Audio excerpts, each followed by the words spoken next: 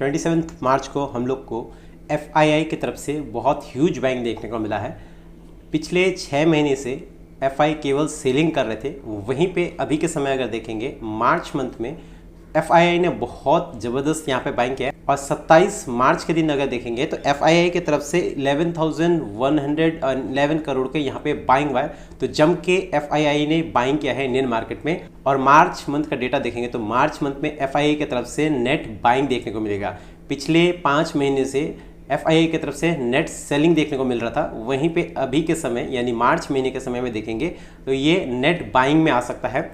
वैसे बाकी रह गया है 28 और 31 तारीख, ये 2 दिन अगर FI की तरफ से बिकवाली ना हो तो ये मंथ जो है ये रहेगा नेट बाइंग का मंथ रहेगा FII की तरफ से।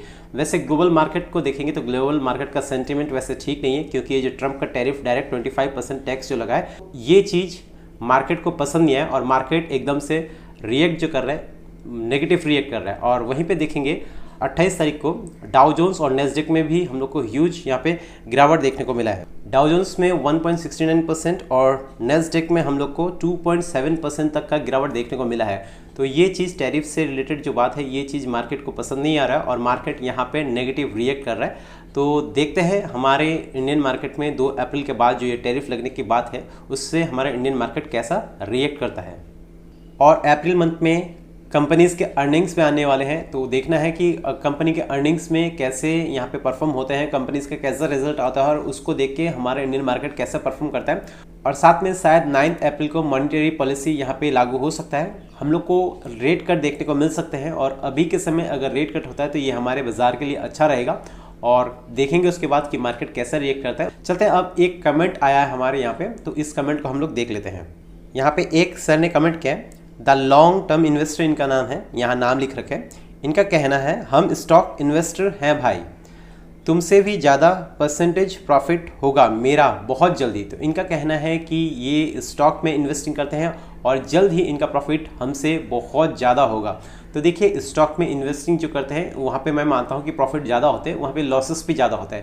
पर हम लोग म्यूचुअल फंड में इन्वेस्टिंग क्यों करते हैं? क्योंकि हम लोग को इतना नॉलेज नहीं रहता है जितना कि म्यूचुअल फंड मैनेजर को नॉलेज रहता है। तो म्यूचुअल फंड मैनेजर जो है वो खुद से रिसर्च करके, काफ़ी कुछ रिसर्च करने के बाद, कंपनी का फंडामेंटल एनालिसिस, कंपनी का टेक्निकल एनालिसिस, काफ़ी कुछ रिसर्च करने के बाद स्टॉक्स को पिक करके एक बंच बनाते हैं और म्यूचुअल फंड बनाते हैं, फिर हम लोग उसमें इन्वेस्ट करते हैं। तो इसमें क्या होता है, रिस्क कम जाता है। पर वहीं पे अगर मैं सिंगल स्टॉक्स की बात कर लूँ या 2-4 स्टॉक्स की बात कर लूँ, उसका अगर हम लोग खुद से पोर्टफोलियो बनाते हैं वो तो ज़्यादा रिस्की हो सकता है, क्योंकि स्टॉक्स में जो गिरावट होता है वो 90% तक, जैसे कि येस बैंक की अगर बात कर ले तो येस बैंक 700 से 7 रुपये तक भी आ चुका था। तो ऐसा अगर स्टॉक आपने पिक कर लिया है तो ये मुश्किल हो सकता है। पर वहीं पे अगर अच्छे स्टॉक्स होंगे तो अच्छे रिटर्न मिल सकते हैं। पर इसका मतलब ये नहीं कि स्टॉक्स में बहुत ज़्यादा हम लोग को रिटर्न बन जाएंगे, क्योंकि जब मार्केट गिरता है, करेक्शन होता है, तो हम लोग उसमें उस करेक्शन का फ़ायदा म्यूचुअल फंड में उठा पाते हैं, क्योंकि mutual fund bunch of stocks का एक बास्केट है। तो वहाँ पे इन्वेस्टमेंट करना उतना रिस्की नहीं रहता जितना कि एक सिंगल स्टॉक्स या 2-4 स्टॉक्स में इन्वेस्टमेंट करना रहता है। और स्टॉक्स को अगर मान लेते कोई भी एक स्टॉक्स, जैसे बजाज फाइनेंस हो गया,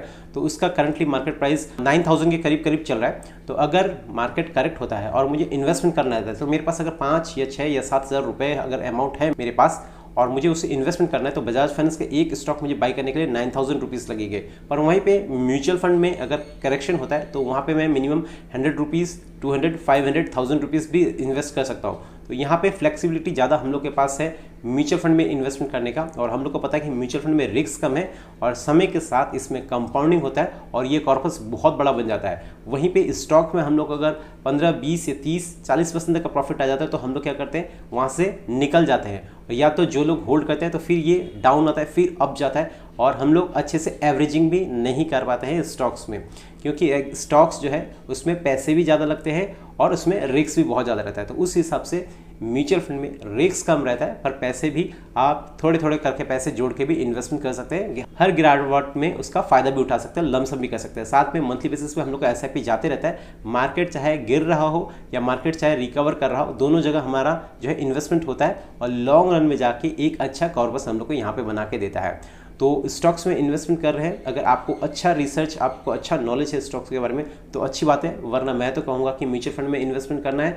बहुत ज़्यादा रिस्क को ये कम कर देता है, क्योंकि यहाँ पे हमारा काम होता है बस इन्वेस्टमेंट करना, बाकी जो काम रहता है रिसर्च करना वो फंड मैनेजर के द्वारा होता है। फंड मैनेजर जो होते हैं वो एक्सपर्ट होते हैं, तो ये काम हम लोग उनके ऊपर छोड़ देते हैं। बस हम लोग खुद से इन्वेस्टिंग का जो है अमाउंट वो डालते हैं और वो खुद से इन्वेस्ट हो जाता है और लॉन्ग रन में जाके हम लोग को एक अच्छा कॉर्पस बना के देता है। तो चलिए आज के लिए बस इतना ही, मिलते हैं फिर कल और एक वीडियो के साथ, तब तक के लिए बाय बाय।